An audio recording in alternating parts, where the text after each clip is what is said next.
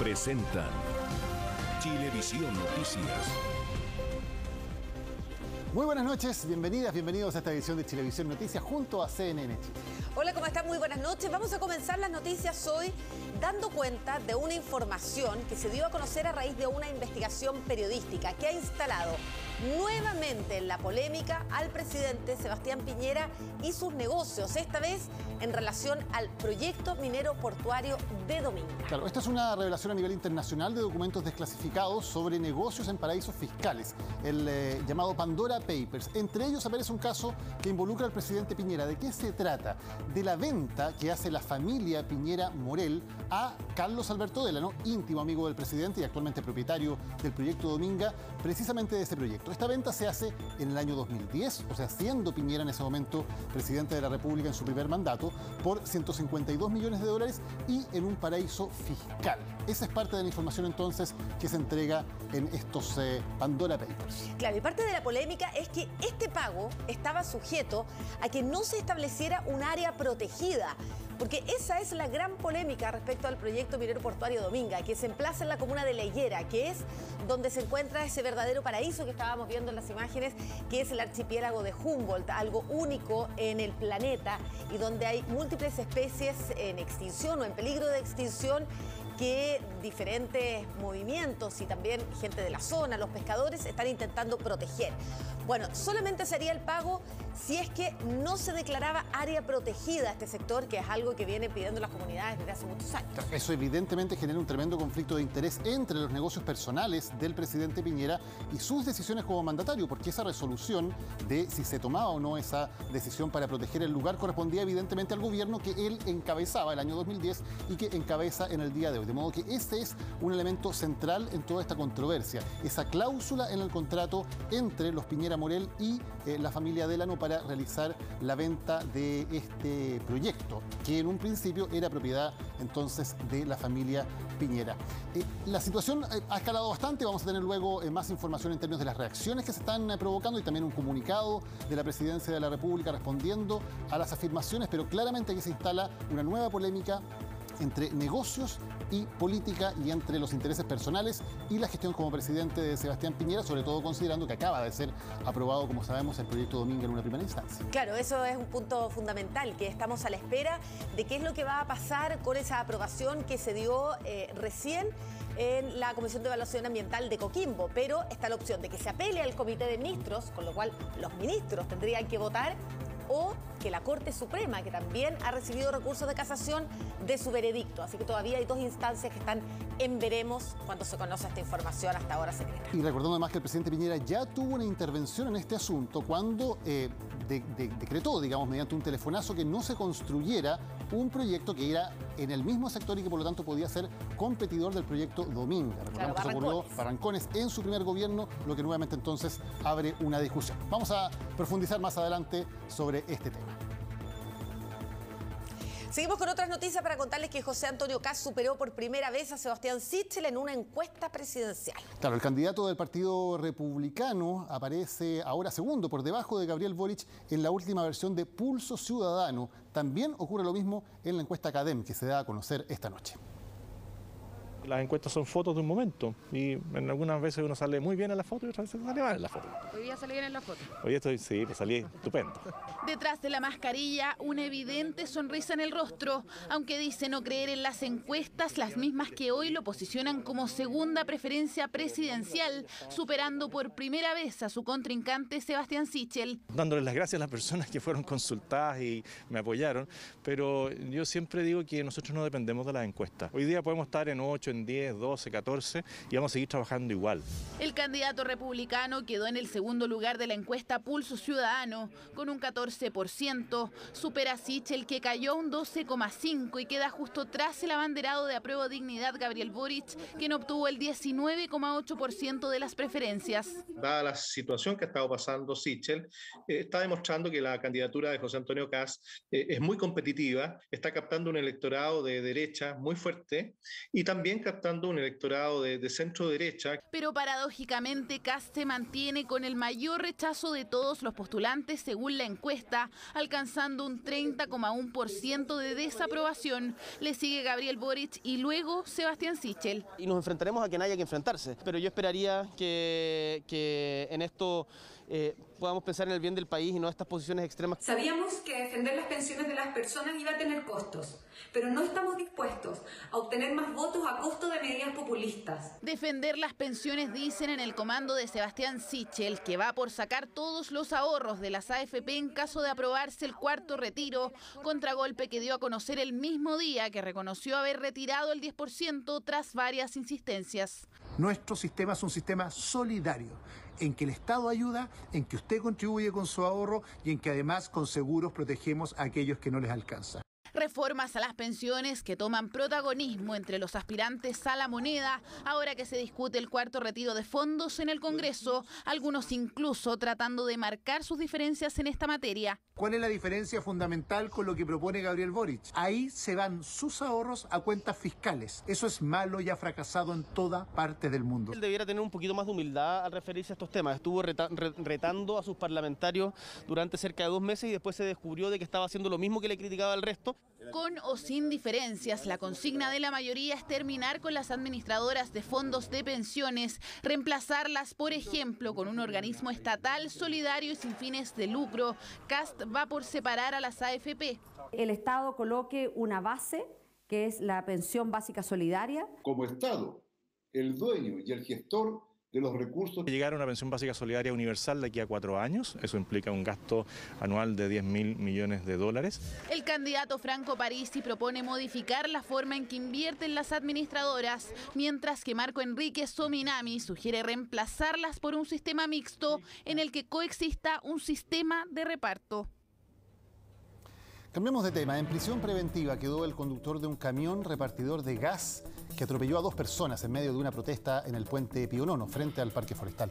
Una de esas personas perdió la vida y el responsable se dio a la fuga, ni siquiera prestó ayuda a la víctima.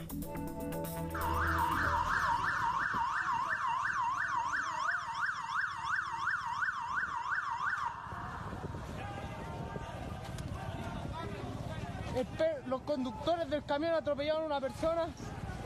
Pero fue muy fuerte el impacto, sobre todo que cuando todos lo fijamos, cuando el camión saltó arriba de la persona y se fue balanceando para allá, moviéndose para todos lados, entonces se fue como nervioso igual el hombre.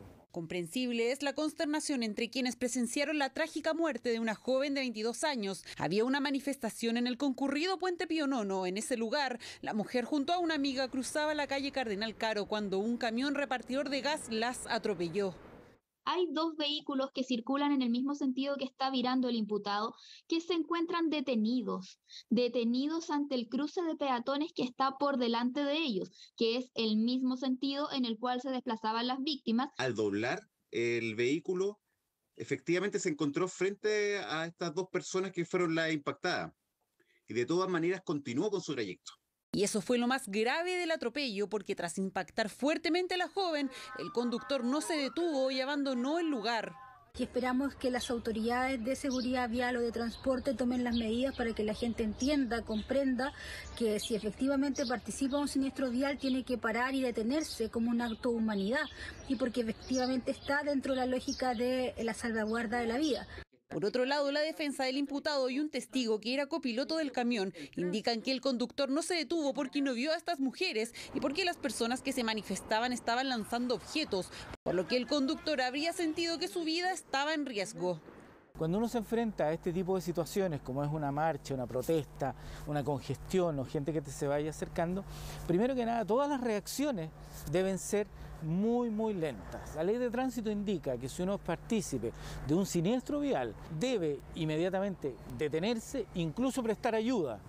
Precisamente, una vez que ocurrió el atropello en Cardenal Caro con Vicuña Maquena, el conductor recorrió casi 2 kilómetros de distancia, siendo detenido por carabineros recién en Teatinos con Santo Domingo. Pues ya lo pillaron los carabineros cerca de Santiago, allá en el centro. Quedamos todos en shock.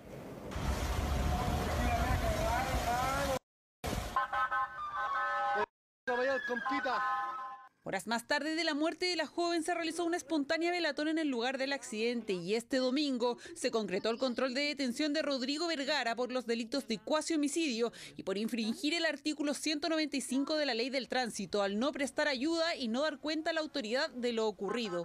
Por peligro de fuga y por la entidad de la pena que enfrenta, y pudiendo también afectar la imparcialidad de los actos del procedimiento, sea necesario dejarlo en prisión preventiva. Un accidente de tránsito que enluta a toda la familia y amigos de la joven atropellada, cuya muerte ahora es investigada por la justicia.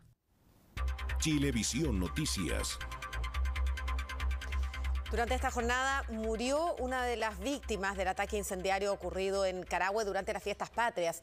Entre las autoridades hay preocupación además por la violencia que parece ir en aumento, dicen en la macrozona sur, donde 6 carabineros terminaron heridos en un fallido desalojo de una toma.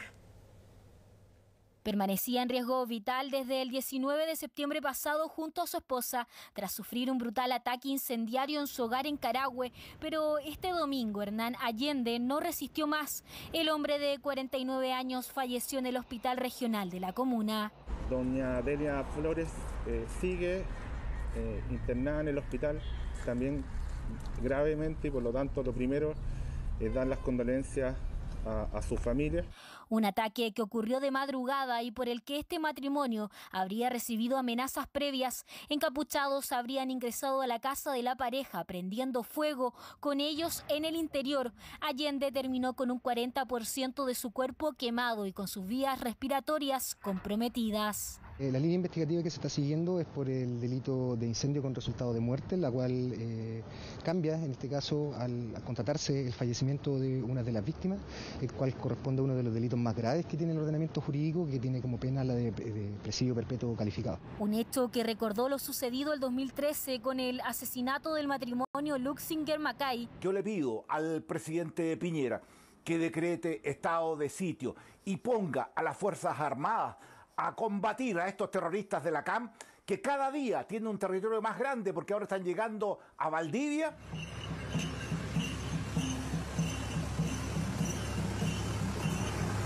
Durante la madrugada de este sábado comenzó una toma en el Fundo Los Pellines y Los Laureles, un hecho que provocó el accionar de carabineros ante la denuncia de uno de los dueños de estos predios, intento de desalojo que terminó con funcionarios policiales emboscados cuando se dirigían al lugar en la ruta T-389. 6 carabineros terminaron heridos. Ya hemos establecido la querella por los delitos de homicidio frustrado contra carabineros, disparos injustificados, porte y tenencia ilegal de armas de fuego, usurpación, violencia y un incendio que fue denunciado en horas posteriores de la jornada de ayer, producto de esta situación.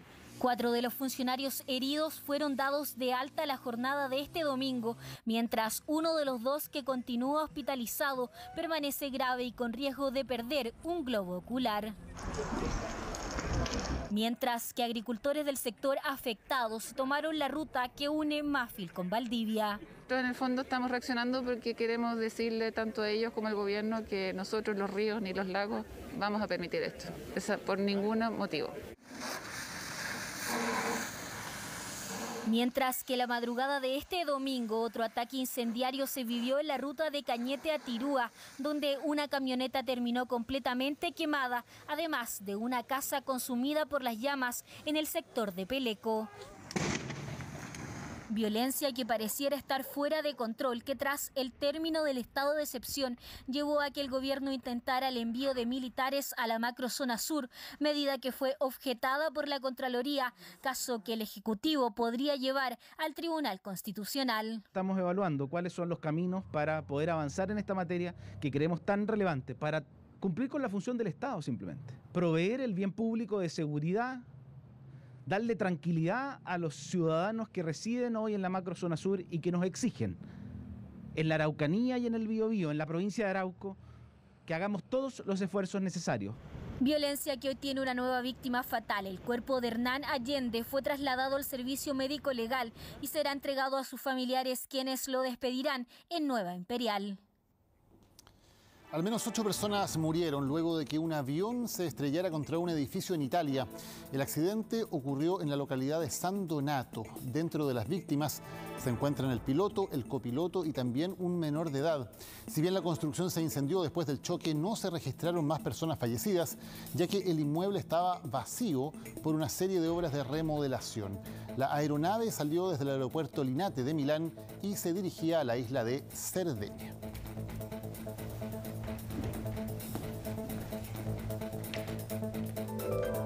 Bueno, ya pasaron exactamente 2 semanas desde las fiestas patrias, fecha en la que se registró una alta movilidad en todo el país debido al fin de semana largo. Bueno, y como se esperaba, aumentaron los casos y reportes de COVID-19 y los especialistas ya están hablando de un nuevo brote, aunque aclaran que aún no es posible determinar su dimensión. Se esperaba un aumento de contagios por COVID-19 tras las pasadas fiestas patrias y esta predicción de expertos se cumplió, potenciada además por las mayores libertades y el fin del toque de queda. Un alza de contagios que no solo preocupa a los profesionales de la salud. Me parece que todos teniendo pase de movilidad y cumpliendo con las normas sanitarias adecuadas, me parece que los casos van a aumentar, pero los casos mortales esperemos que no. Sí, es preocupante porque si vuelven a aumentar los casos, me imagino que todo vuelve a retroceder y también se afecta a la economía. Según el último reporte del equipo ICOVID Chile, con información obtenida hasta el 25 de septiembre de 2021, proporcionada por el Ministerio de Salud y el Ministerio de Ciencias, a nivel nacional se observa una alza significativa, un crecimiento del 32% en el número de nuevos contagiados diarios promedio en comparación a la semana anterior. 3,5 casos nuevos diarios cada 100.000 habitantes, la cifra más alta desde la primera quincena de agosto. Esta semana vemos un importante aumento de casos nuevos diarios promedio en todas las regiones del país. El número de reproducción efectivo, que es el que conocemos como R efectivo y que representa el potencial de crecimiento de la pandemia en el tiempo, se encuentra en valores críticos para todas las regiones del país. Explican que esto significa que la pandemia se encuentra en expansión. Lo que se busca evitar es un nuevo brote a nivel nacional. Será importante, advierten los expertos, estar atentos al aumento de casos durante los próximos días para entender la magnitud de esta alza. Por otro lado, se mantiene una baja proporción de test PCR positivo, sigue bajando la ocupación de camas UCI en pacientes COVID y la campaña de vacunación sigue avanzando con decisión. Chile muestra una de las tasas de vacunación más altas globalmente, lo que esperamos ayuda a mantener esta posible nueva ola de contagios controlada. ¿Cuán posible sería la llegada de una tercera ola? Expertos indican que corremos con algunas ventajas para estar tranquilos, partiendo porque a pesar de existir un aumento de casos post fiestas patrias, el alza fue menor a la esperada. Se esperaba una curva más alta, como ha pasado en los países europeos, pero no ha sido así. Hoy día pasa algo muy bueno también, que se ha aprobado la vacunación en los niños de 6 a 11 años, que van a comenzar ya esta semana con esa vacunación. Y por otro lado, aclaran, juega a favor la mantención de la obligatoriedad del uso de la mascarilla, una medida que según señalan nos entrega ventaja a la hora de contener y controlar la pandemia versus otros países europeos que al momento de presentar una baja en los casos han quitado la obligatoriedad. Pese a ello, a los chilenos, sobre todo a quienes son adultos mayores, las actuales cifras de contagios les genera preocupación. No hay aforo, casi. La gente no respeta y hay mucha gente que no usa las mascarillas, no hay un autocuidado. Como que creen que como se abrió todo, como pasamos a todas las fases, ¿no es cierto?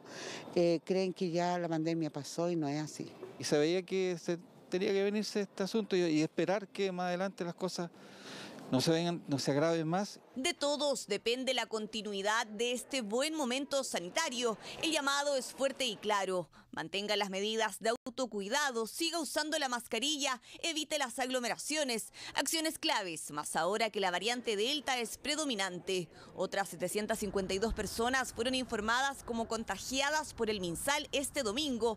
Una cifra que será considerada para sacar conclusiones sobre el actual momento de la pandemia. A los 94 años de edad murió el cardenal Jorge Medina, así lo informó hoy la Iglesia Católica.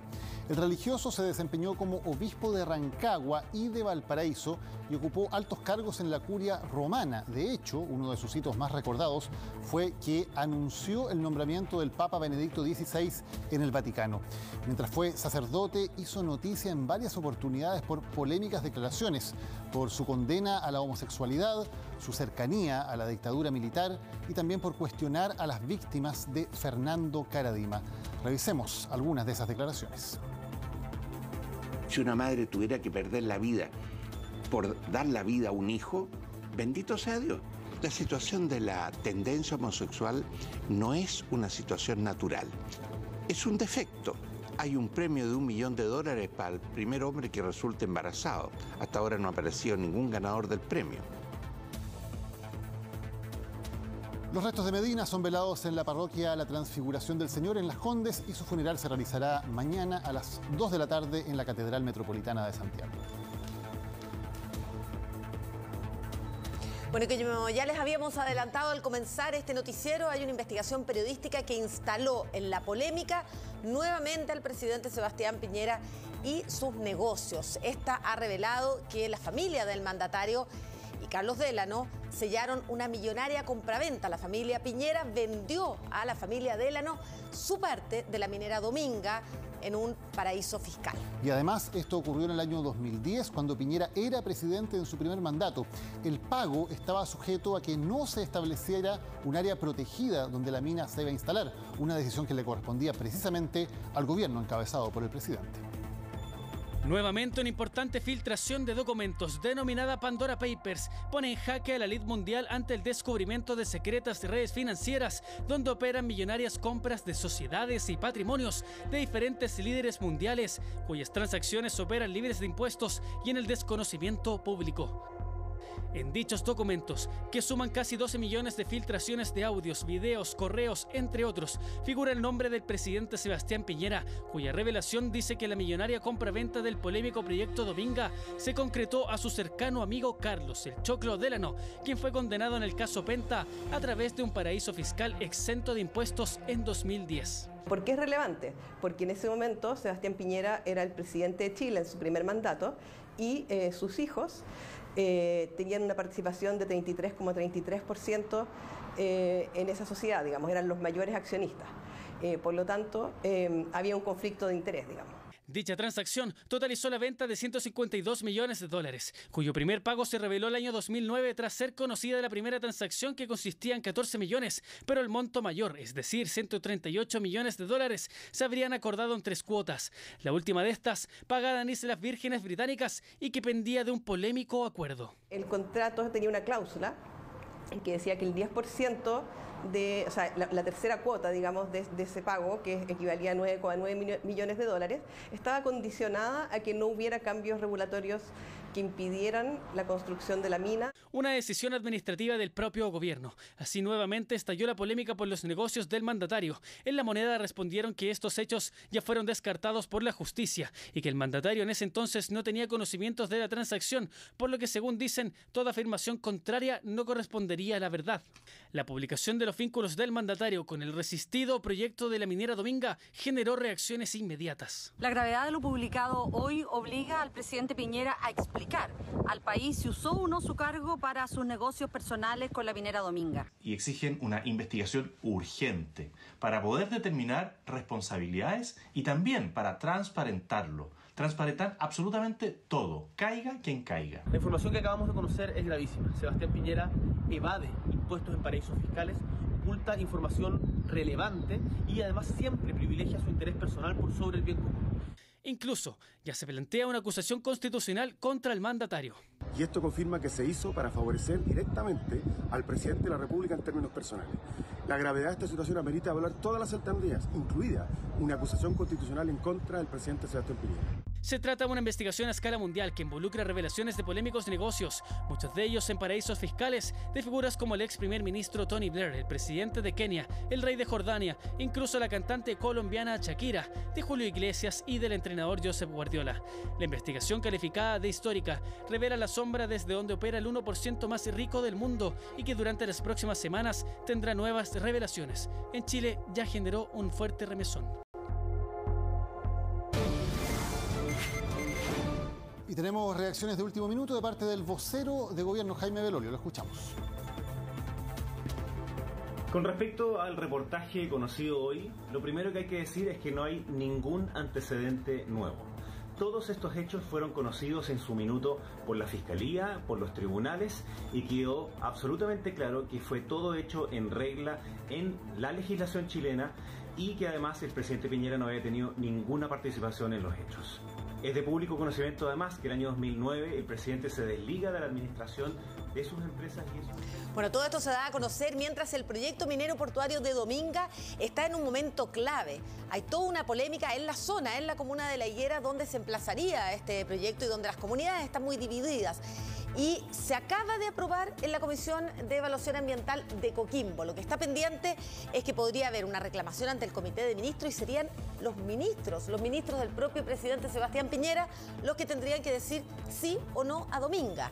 Y al mismo tiempo, la Corte Suprema tiene recursos de casación que están pendientes. Claro, algo que políticamente se ve muy difícil después de las revelaciones del día de hoy. Es uno de los elementos que podría ser afectado por estas revelaciones, lo que ocurra con Dominga, además, por cierto, de la situación del presidente Piñera.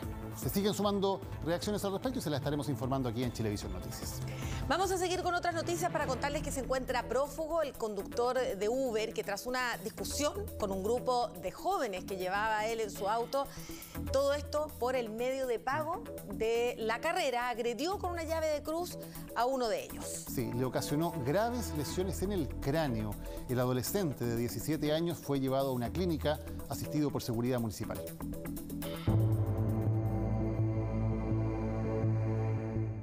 Y hacer algo al respecto, amigo, o sea, mírame, yo me acabo de parar, mírame cómo estoy.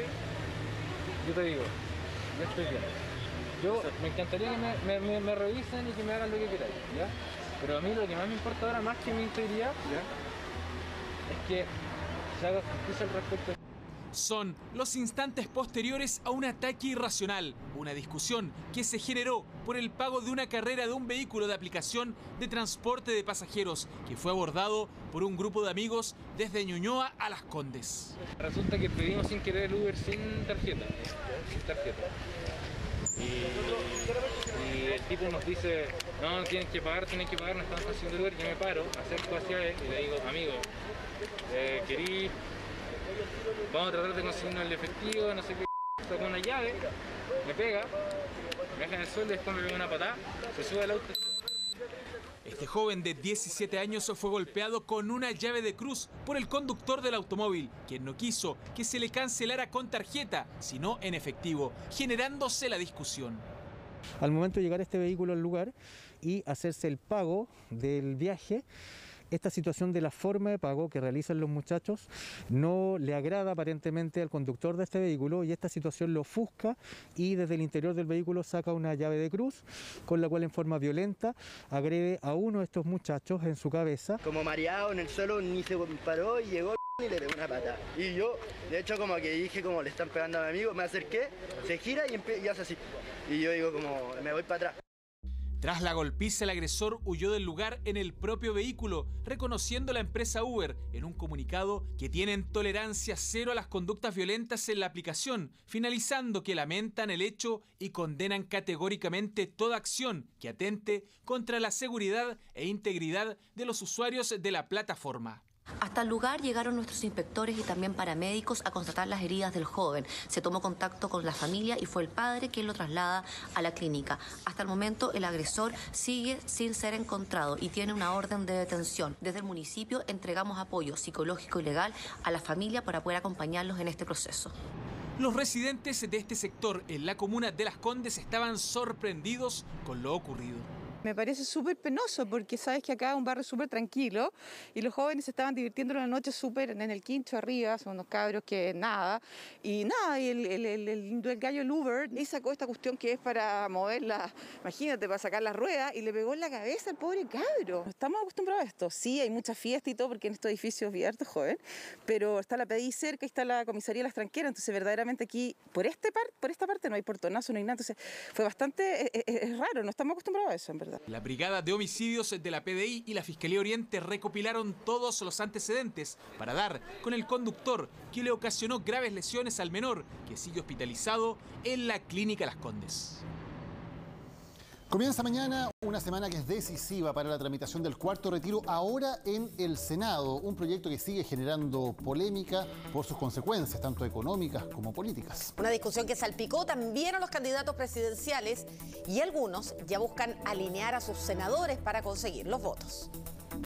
Ya se ha dicho en otras ocasiones, pero quizá esta sí podría ser la semana clave del cuarto retiro de fondos. Y es que en comparación con los 3 anteriores, este proyecto ha enfrentado bastantes más trabas. Las condiciones políticas y económicas son distintas, su aprobación y rechazo han marcado el debate presidencial y los efectos en la economía serían más duros. Aún así, es una iniciativa anhelada en la ciudadanía. Gente que lo necesita. Ya hay mucha gente que tiene problemas económicos y que eso les solucionaría el problema. Estoy a favor porque creo que hay mucha gente que lo necesita. Lo necesito, pero tengo una enfermedad complicada que no sé si a futuro lo voy a necesitar o no. Primero que nada porque es mi plata, nuestra plata, y tendríamos derecho a hacer lo que quisiéramos con ella. El miércoles, la Comisión de Constitución del Senado iniciará la revisión del proyecto, que ahora incluye el retiro del 100% de los fondos para personas con enfermedades terminales y considera a pensionados por rentas vitalicias. De los 5 parlamentarios que componen la instancia por ahora, 2 están a favor, 2 en contra y 1 se mantiene en duda. Vamos a votar a favor, vamos a recibir a quien quiera plantear alternativas, opiniones, porque siempre son bienvenidas, pero hay que tener claro, esta es una política que ayuda a decenas, a miles de personas a lo largo de Chile. También hay impactos de eventuales demandas internacionales por este tipo de medidas que está haciendo Chile y por lo tanto la Comisión tendrá que tomarse el tiempo que sea necesario y que sea prudente para ver todo lo que significa una nueva medida de este tipo. En la sala, la iniciativa necesita 26 votos a favor y algunas posturas ya están definidas. Y aunque en la comisión se tomarán en cuenta las advertencias económicas, estas parecen no ser determinantes para el voto de algunos senadores. Debemos modular algunos cambios en el proyecto de reforma constitucional que aprobó la Cámara de Diputados que permitan reducir o atenuar las eventuales externalidades negativas que podría tener, especialmente en materia inflacionaria, la incertidumbre que se puede generar en el sistema financiero y sobre todo los riesgos que se pueden introducir en el mercado de seguros. La discusión entonces abordará 2 dimensiones, una política y una económica. La política porque todavía no están los votos ni en la comisión ni en la sala.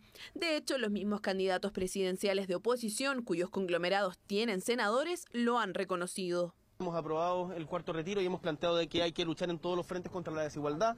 Me imagino que por las dificultades que tú bien dices en el Senado va a haber que tener una discusión sobre cómo llevarlo adelante y nosotros estamos disponibles para eso. Y vamos a tejer nuestro máximo esfuerzo para conversar, para convencer y ahora veremos también quiénes están en una posición de seguir apoyando, protegiendo a las familias. Y la económica, porque su aprobación supondría impactos directos en la inflación y la tasa de interés. Además, traería consecuencias casi inmediatas en los fondos D y E. Porque las compañías de seguro y las AFP tendrán que liquidar instrumentos en el cual están invertidos para poder pagar estos retiros. Eso significa que habrá abundancia de instrumentos de renta fija, lo que hará que el precio baje y por lo tanto la tasa suba y la inflación también aumentará.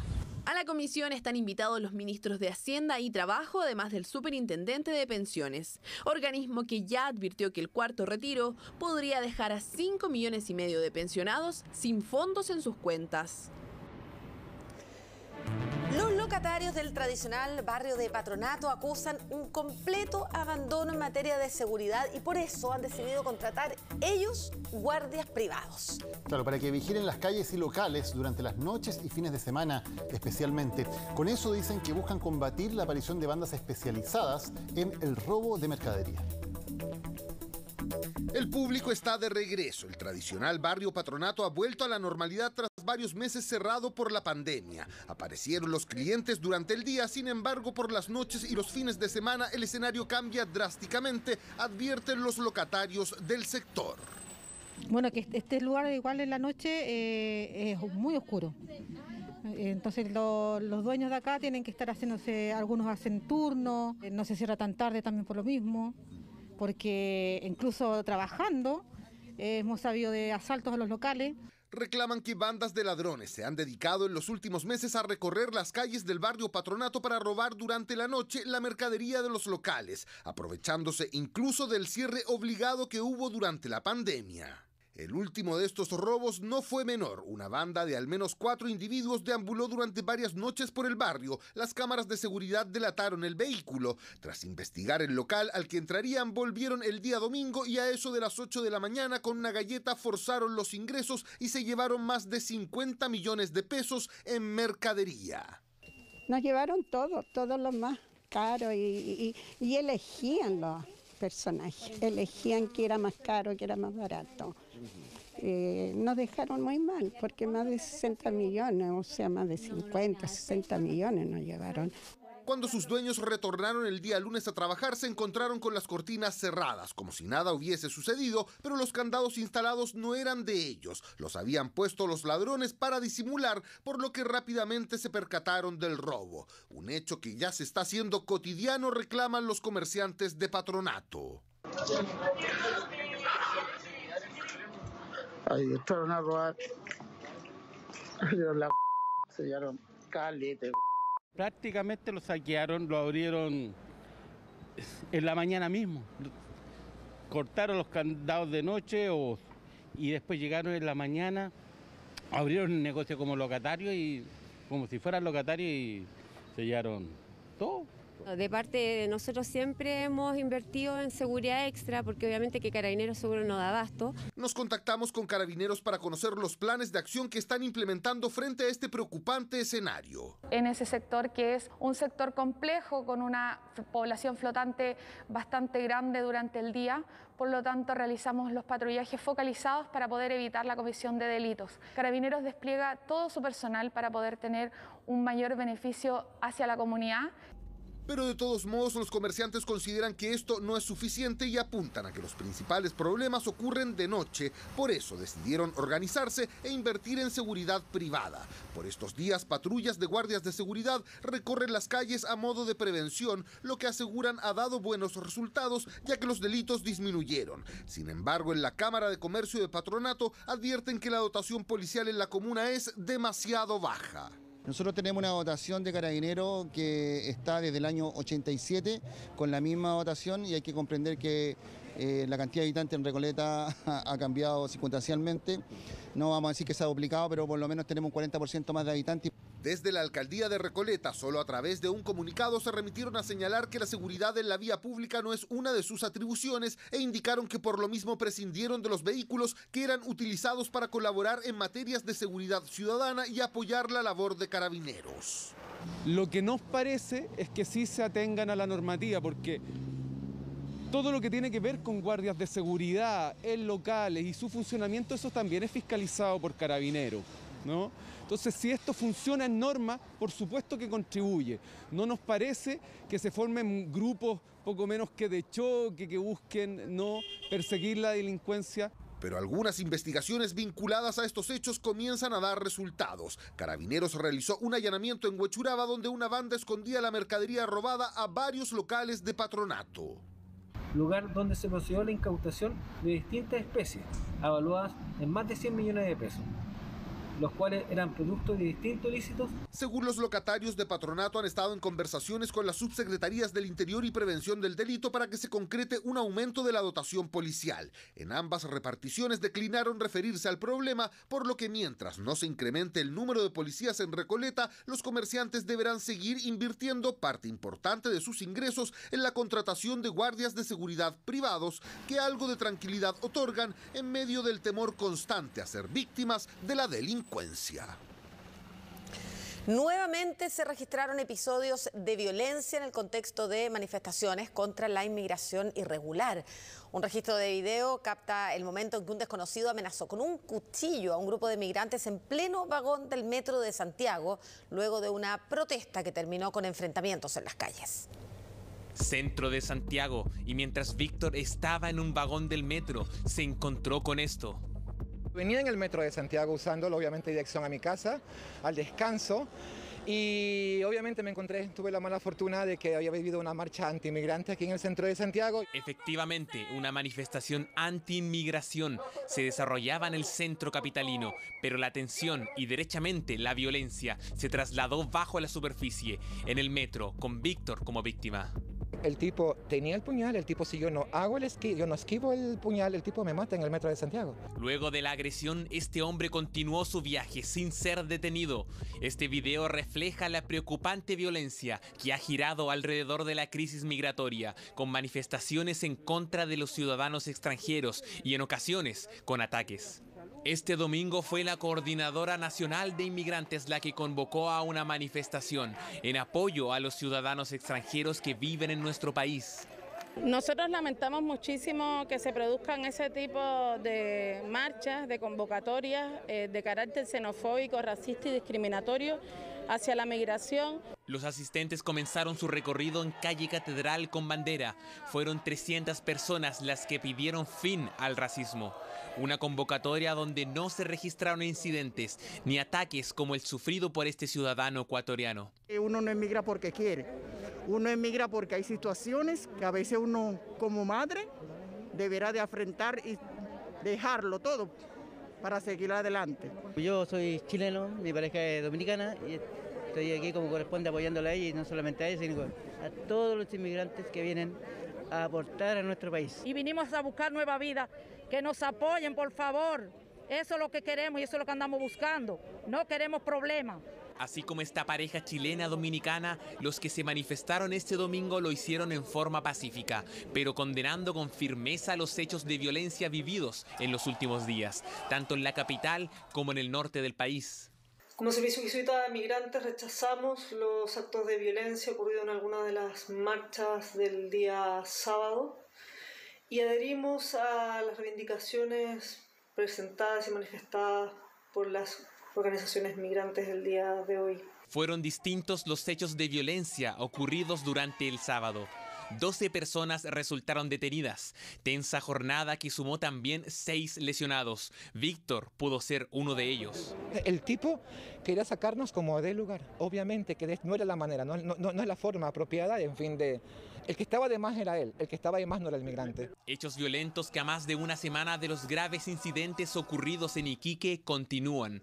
Desde el gobierno ya anunciaron la implementación de la ley migratoria que busca regular la crisis humanitaria que afecta al país.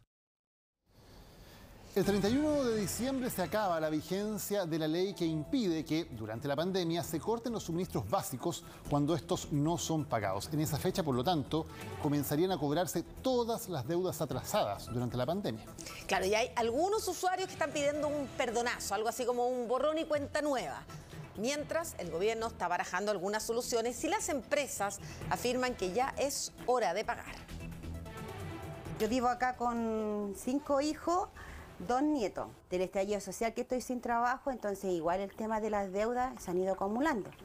No he podido pagar ni luz ni agua. Y en medio de las adversidades que Teresa ha debido enfrentar, la ley que prohíbe el corte de servicios básicos durante la pandemia ha sido sin duda un alivio. Pero no solo para ella y su familia, también para muchos chilenos que por mucho tiempo no podían salir de casa para trabajar y por lo mismo no tenían cómo pagar sus cuentas. No podía porque yo recibo como 110.000 pesos de pensión. Y hice convenios, pero no me llegaba la cuenta más el convenio y no me alcanzaba. Elida tiene una familia numerosa y también se quedó sin trabajo. No le quedó otra que acogerse a los beneficios de la ley y dejar de pagar. Según la SEC, hasta el 31 de agosto habían 728.000 clientes residenciales morosos por cuentas eléctricas. La deuda total alcanza los 275.000 millones de pesos. Casi 110.000 pesos. Que esta es de 1.120.500. La verdad es que se den como 3 millones y tanto. Nos van a cobrar y con qué voy a pagar. Ese es el problema. El 31 de diciembre el beneficio se acaba y la deuda acumulada tendrá que ser pagada. Los usuarios, por ejemplo, que no han pagado el gas ascienden a 82.000 y la deuda supera los 22.000 millones de pesos. Ni duermo en la noche pensando cómo arreglar este problema. Ahora si hubieran, no sé, porque a uno le hicieran como un perdonazo y empezar de cero, yo creo que ahí a lo mejor podría como arreglar mi situación. Las empresas del rubro en varias ocasiones han manifestado que este beneficio, la extensión de la ley, es financieramente inviable, sobre todo porque la economía ha evolucionado positivamente con respecto a 2020, pero hay otras razones más. Dentro de este universo de clientes impagos hay dos mundos, al menos hay un conjunto de clientes que no han pagado. No lo han hecho porque la ley se los permite, no porque realmente lo necesiten. Ellos deberían ponerse al día. Es más, hace algunas semanas Enel denunció en el Tribunal Constitucional que hay un grupo de 97 clientes que está abusando de la normativa. En total, adeudan más de 267 millones de pesos en luz. Enel argumenta que hay usuarios que sí pueden pagar. Según la empresa, acá, en la comuna de Vitacura, en la calle Juan Agustín Alcalde, hay un residente que debe 1.800.000 pesos, cuando el avalúo fiscal de su casa es de 670 millones de pesos. En el recurso de reclamación, la empresa especifica otra vivienda ubicada en la calle Simón González de la Reina y otra en la comuna de Santiago. Según ellos, los usuarios sí tendrían la capacidad de pago por el alto nivel de consumo y el alto avalúo fiscal de sus propiedades. Creemos que ha llegado el momento de sentarnos a conversar con las autoridades, con las mismas familias, de manera de ver cuál es la forma de resolver la situación de estas deudas que se han acumulado. Desde el Ministerio de Energía han dicho que están analizando la posibilidad de un subsidio para las familias más vulnerables. Estamos en conversaciones con distintos actores para encontrar la mejor solución, pero hoy el 60% de las cuentas acumuladas son de familias de altos ingresos que pueden pagar. El llamado a esas familias es que salden sus cuentas. Eso nos va a permitir darle una solución sostenible a las familias que realmente necesitan ayuda. Yo estaba feliz, pero pensé que esa deuda se iba a perdonar siempre, que íbamos a dejar borrón y cuenta nueva, pero no es así la cosa. Entonces igual, que claro, los perdonaron, tuvimos aliviado un tiempo y ahora ¿qué vamos a hacer? Vamos a pagar el consumo más la deuda. ¿Y como cuánta plata más o menos ya deben? Entre luz y agua, más o menos va como 1 millón, porque somos harto acá. Se gasta harta luz y harta agua. Teresa afirma que los servicios básicos ya no son solo luz, agua y gas. Hay otro indispensable que sí o sí tiene que pagar: el internet para que estudien sus hijos. Dice que para ahorrar en el gasto de los servicios básicos ha restringido los minutos de ducha o uso de energía. Da cosa seguir como aprovechándose de la situación, pues. Tratar de no gastar lo menos posible en todo, para que no siga subiendo la deuda. Explica que todos sus vecinos están pasando por la misma situación. Para solucionar este tipo de casos, desde la Asociación de Empresas de Servicios Básicos proponen aumentar la cobertura del subsidio al agua potable que existe hace más de 30 años. Aumentar su cobertura en unos 200.000 familias más, que probablemente son las que lo necesitan. En cambio hay otras familias que en realidad solo necesitan plazo para pagar y estamos en condiciones de ofrecer eso. Además, la diputada Natalia Castillo presentó un proyecto de ley para otorgar un perdonazo a los morosos para que así no sean afectados con las deudas y cortes de suministros a fin de año. Se establece la condonación de todo parte de las deudas que se hayan adquirido durante la pandemia en aquellas personas que cumplan los mismos criterios del IFE universal o que se encuentren en alguna de las causales, como por ejemplo usando las prestaciones de la ley del seguro de cesantía. De esta manera, los usuarios que sí pueden pagar lo tendrán que hacer sí o sí. Uno de los mecanismos, afirman, para una condonación sería a través de un subsidio del Estado, algo que casi 1 millón de personas tendrían que tener resuelto de aquí a diciembre. Hablando precisamente de suministros básicos, un masivo corte de agua potable va a comenzar mañana en la región metropolitana. Claro, son más de 20 horas que el agua va a estar cortada en 5 comunas de la capital. Todo esto por reparaciones en el acueducto El Carmen. Hay algunos vecinos que ya se están preparando, otros temen que su rutina se vea afectada. ¿Te la cortan a ti? Yo no sé. Vamos a ver. Atención los vecinos y vecinas de Providencia, Recoleta, Renca, Conchalí e Independencia. Este lunes, desde las 9 de la mañana y hasta el martes a las 6 a.m., se cortará el suministro de agua potable por trabajos de mejora en el acueducto El Carmen. Esto con el objetivo de reforzar la infraestructura hídrica de la ciudad. La mantención del acueducto El Carmen, una extensión de 4 kilómetros y que tiene un diámetro de cerca de 1,70 m. Por lo tanto, vamos a tener que vaciar el acueducto para que se incorpore personal técnico, ingenieros de la empresa y también un robot que van a ser los que van a realizar la mantención. Para ello, necesitamos realizar un corte de agua en sectores de 5 comunas de Santiago. Importante destacar que el corte no afectará a las comunas completas, será por sectores. La interrupción de suministro estará circunscrita en el perímetro que comprende Avenida Dorsal por el norte, Santa María en el sur, Eliodoro Yáñez en el oriente y Avenida Caupolicán en el poniente, como se muestra en el mapa. Este corte va a afectar a cerca de 9.000 viviendas.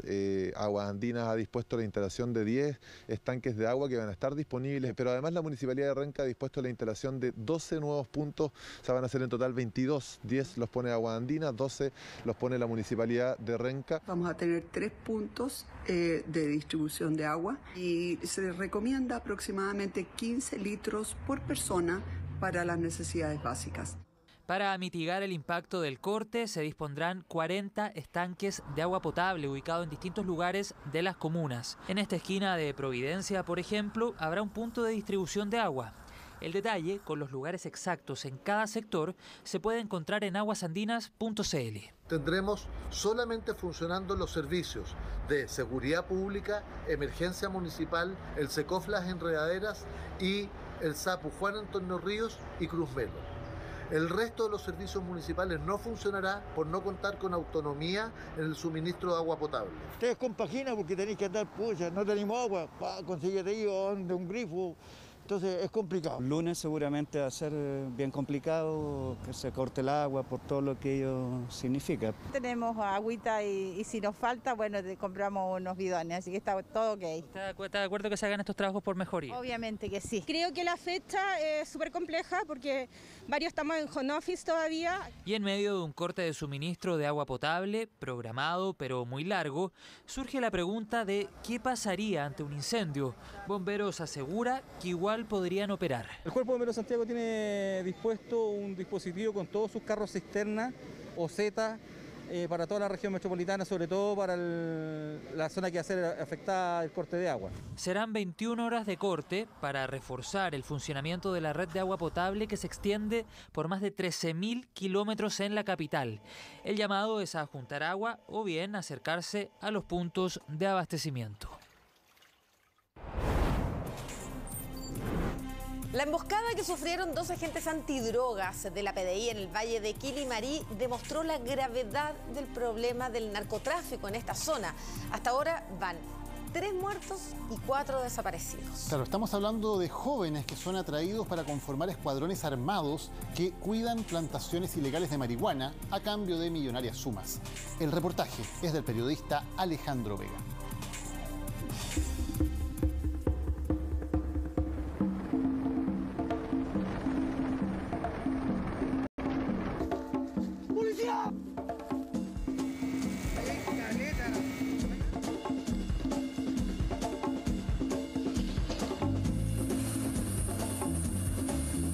Exclusivamente esta lámina guarda relación con plantaciones, solamente plantaciones.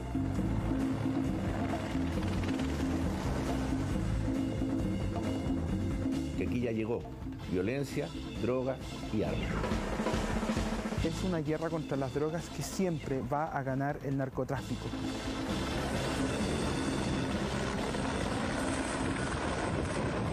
¿Ya están entonces el grupo 1? Sí, el grupo 1. ¿Grupo 1 y entró entonces? Ya entró. Un funcionario de la PDI monitorea a distancia 6 allanamientos simultáneos realizados la madrugada del 22 de septiembre por más de 100 efectivos de Los Vilos, Coquimbo y Santiago. Buscan a los autores de la emboscada armada en la que resultaron heridos 2 efectivos de la Brigada Antidrogas y contra el Crimen Organizado Brianco.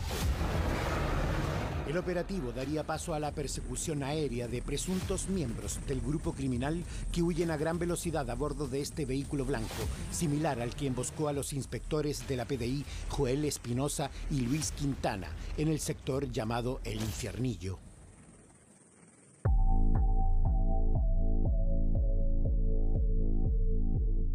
En este momento vamos camino a un sector que se llama Infiernillo. Se caracteriza por ser bien montañoso, tiene una alta cantidad de quebradas. Por lo tanto, teniendo cerro a un costado y quebrada al otro, sufrir una emboscada aquí nos hace prácticamente imposible el tener una ruta, una vía de escape. Cooperación en Infiernillo, por favor, cooperación en Infiernillo. Aquí en este sector es donde el vehículo de la PDI de la Brianco Coquimbo fue interceptado por 2 vehículos y están los restos del automóvil quemado, amortiguador. Afortunadamente, los policías estaban con su arma de servicio y no hicieron uso de ella porque los duplicaban o los triplicaban en número y por lo tanto el hecho de haber hecho uso del arma podría haber perfectamente dado muerte a uno de los criminales, pero claramente los policías probablemente lo habrían acribillado en ese momento. Los detectives se identificaron estando rodeados por 8 sujetos que portaban armas cortas y escopetas. Pero el inspector Luis Quintana quizás cometió un grave error al reconocer a uno de los individuos que figuraba en los registros policiales con el apodo de El Naro. Uno de los policías les dice el nombre y ese sujeto, primero que todo, se asombra y luego con la pistola, con el cañón, le pega en la nariz. Y ahí fue cuando le fractura la nariz a uno de los policías. En medio de la golpiza y amenazado de muerte, el inspector Joel Espinosa rogaría para que no lo asesinaran. Tuvo que pedir por la vida de él porque efectivamente le decían que lo iban a matar y uno de estos sujetos le quita el arma de fuego, le saca el cargador pensando que no había más balas, pero sin embargo había una bala, claro, en la recámara y por lo tanto le dispara. Afortunadamente esa bala no le dio al funcionario, pero sí efectivamente si le daba lo podrían matar. Señala que le habrían robado el vehículo y el armamento, que tienen lesiones. No están heridos a bala como señala Carabineros, están con lesiones. Joel podría tener fractura de costilla. Despojados de sus armas y placas, ahora su vehículo sería rociado con acelerante e incendiado por los narcos. Uno de los 2 vehículos que utilizaron en la encerrona sería encontrado por la policía en el valle de Quilimarí. El narcotráfico ya no tiene miedo, ya no tiene respeto por las policías. Recorriendo la ruta del Cuarzo, se adentra a una tierra de fuerte raigambre campesina. Aquí abundan crianceros, tradiciones religiosas, pero también cada vez más escuadrones de seguridad encargados de proteger con su vida las plantaciones de marihuana que germinan a la luz del prohibicionismo en esta compleja topografía. Ellos tienen tiempo de verificar puntos, especialmente puntos en altura, donde se mantienen ocultos y tienen la visibilidad de toda la quebrada. Y desde la cima del cerro nos comenzaron a efectuar derrumbes y varias de esas piedras de gran tamaño cayeron muy cerca de donde estábamos trabajando. Y en esa oportunidad que dispararon, ¿qué armas utilizaron? Utilizaron revólveres y escopetas. Ahí está la cocina, Ñita. Están cocinando, mira. Que se establecen en campamentos permanentes. Ahí está, están cocinando, mira, tienen fueguito, están cociendo papitas. Acá tienen las legumbres. ¿Hay un walkie-talkie ahí donde se comunican? Ahí están las cargadoras.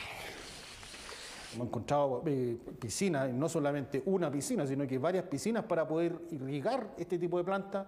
También todo un sistema de cañerías conductoras de agua, ¿no es cierto?, que van por kilómetros, ¿no es cierto?, para los efectos de poder captar fuentes de agua natural y poderlas trasladar al lugar donde ellos hacen la plantación. La cuarta región de Coquimbo y sus alrededores concentra los mayores volúmenes de incautación de plantaciones a nivel país, lo que se ha triplicado en esta zona. Vamos a las matemáticas de las policías. Entre Carabineros y la PDI han incautado en lo que va de este año más de 350.000 plantas. Si cada una genera 800 dosis y cada dosis se vende a 1.000 pesos, el equivalente en dinero supera los 357 millones de dólares. ¿Eso qué es lo que dice? Que hay una mayor presencia de droga, de plantaciones de marihuana, eso es innegable, pero también da cuenta de los éxitos de la policía. Detrás de este mercado clandestino existe una tentadora y peligrosa seducción que arrastra a jóvenes de distintas localidades hacia estas montañas, con la firme convicción de hacerse ricos empuñando armas para proteger de la policía y de grupos rivales lo que ven como su propio futuro. Son cifras millonarias. O sea, por cuidar una plantación, correcto, por ejemplo. Es mucho dinero. ¿Cuánto estamos hablando? Aproximadamente 40 o 50 millones de pesos es lo que hemos averiguado. ¿Por cuidador? Por persona que va a cuidar. O sea, es muy tentador para jóvenes, correcto, por ejemplo, como Michael Rocco, sin oficio, con estudios medios.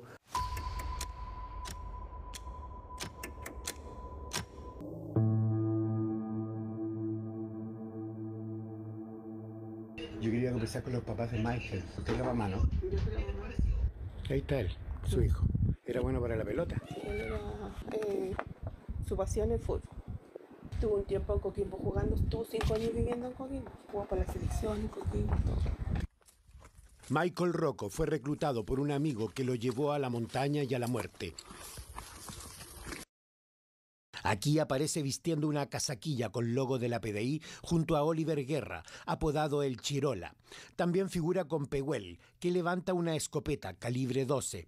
Él mismo empuña una pistola y en otra fotografía se aprecia a un sujeto con lo que podría ser una subametralladora.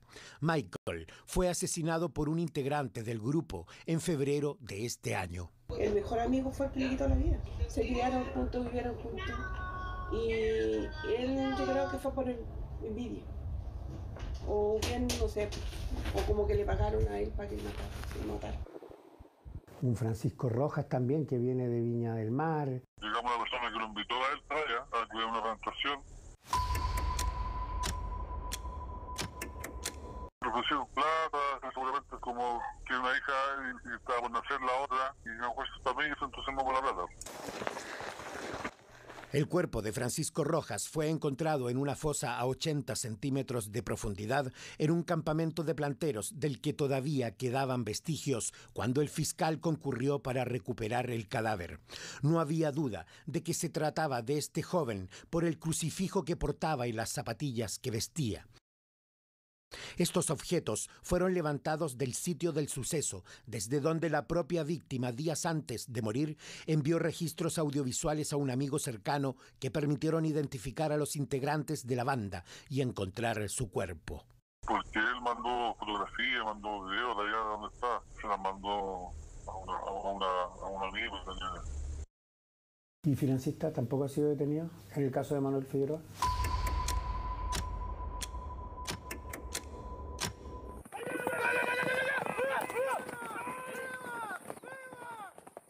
Yo me quedé con lo que estas personas dijeron, que a él lo invitaron a laciar caballos, y yo, conociendo a mi hijo, lo invitaban a laciar caballos y mi hijo iba. Manuel era un arriero que viajó desde Papudo a Los Vilos junto a un amigo y a otros 2 individuos. Arrendaron esta cabaña por un par de meses cerca de la plantación que vigilaban. Venía ese cerro allá. Allá había, allá la tenían. Pero yo no fui nunca. Ellos iban, los chicos iban. De caballo con los machos. A caballo. Exactamente. Aquí dormía uno, aquí dormía el otro, de ahí dormía los otros, ahí tienen la cama. Estos son los tubos con papel alusa que utilizan para, en su interior, colocar la marihuana ya procesada. Yo yo me lo encontré allí. Toma. Yo me lo encontré. Me encontré esa cosa que está allá. Mira. Son cartuchos calibre 12 de escopeta. Los tipos ocupan para la defensa de sus plantaciones. Aquí tenemos otro tipo de... 22 corto parece que ese, ¿no? A uno de estos calibres correspondería el proyectil que terminó con la vida de este joven de 23 años que no tenía antecedentes policiales. Todos tienen un disparo en el sector del cráneo, principalmente en la parte de arriba del cráneo, y lo cual llama la atención. ¿Y qué pasa hoy día? Porque hablamos ya de 3 muertes, pero también hay desaparecidos actualmente. Correcto. ¿Cuántas investigaciones tiene la Fiscalía? Son... ¿4? Sí, podría ser 3 o 4, por cierto, que son personas que eventualmente están desaparecidas. Pedimos una entrevista al Ministerio del Interior para tratar esta creciente problemática, pero no accedieron.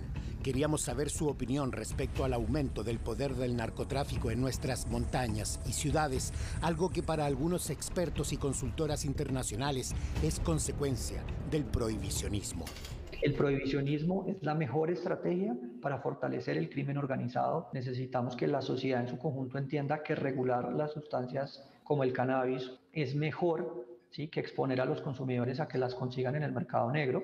El resultado de la ley 20.000 es que el consumo de drogas no se ha reducido, sino que se ha expandido, pero por sobre todo, uno de los resultados de la ley 20.000 es que el narcotráfico tiene más poder. Nuestra ley permite el consumo de cannabis, pero no indica la forma de obtenerla, una ambigüedad heredada de gobierno a gobierno. Es que una falla no es una falla, es una realidad que está en todos los países. ¿Pero no es una contradicción?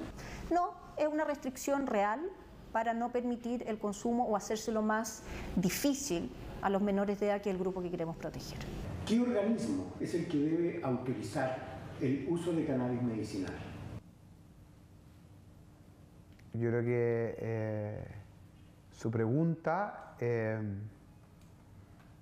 no está basada en la legislación actual vigente. ¿Por qué? Porque la ley no permite el uso de la cannabis supuestamente medicinal. ¡No más presos por plantar! La Fundación Daya cifra en 1.900.000 los usuarios de cannabis medicinal y en casi 3 millones los consumidores recreacionales, de los cuales varios miles son detenidos y acusados cada año por el delito de tráfico de drogas. Y porque representa un peligro para la seguridad de la sociedad. En Chile son 4.800.000 los usuarios de cannabis que se ven bajo amenaza de persecución por el Estado de Chile. Es una vergüenza en el contexto internacional, en la región, en Latinoamérica, esto ya no está pasando.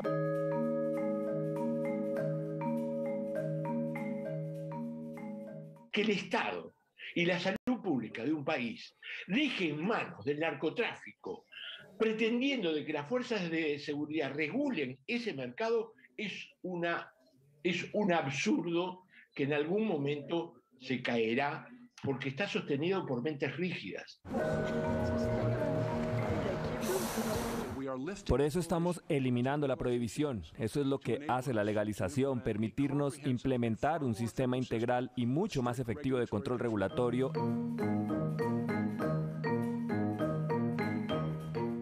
Es una industria que está aquí para siempre, ¿no? Que vamos a ver este crecimiento. Latinoamérica se ve en un muy buen rostro en términos de ser un principal productor. Justamente esa regulación ¿permitiría quitarle territorio al narco? Es probable. Lo que usted dice no dice algo que eventualmente no sea quizás hasta lógico, pero no soy yo quien debe decidir aquello. Sería una utopía y a lo mejor faltar a la verdad decir que vamos a eliminar el tráfico de droga en cualquiera de sus manifestaciones. La tramitación de la ley Cultivo Seguro duerme en el Congreso, mientras la lucha contra el narco continúa con niveles de violencia cada vez más crecientes. El fiscal Gómez se encuentra amenazado de muerte, como lo estuvieron estos 2 detectives brutalmente agredidos por un escuadrón de seguridad de plantaciones de marihuana. Aunque la operación de búsqueda terminó con algunos detenidos que podrían estar vinculados al narcotráfico, los chilenos y extranjeros, autores de la emboscada, continúan prófugos. Ya, terminan las noticias, Maca. Sí, pues terminan las noticias, pero los invitamos a que sigan en Chilevisión porque viene noche de gran gala en Yo Soy All Stars, entrando ya en la recta final. Claro, el jurado va a elegir al mejor de la semana.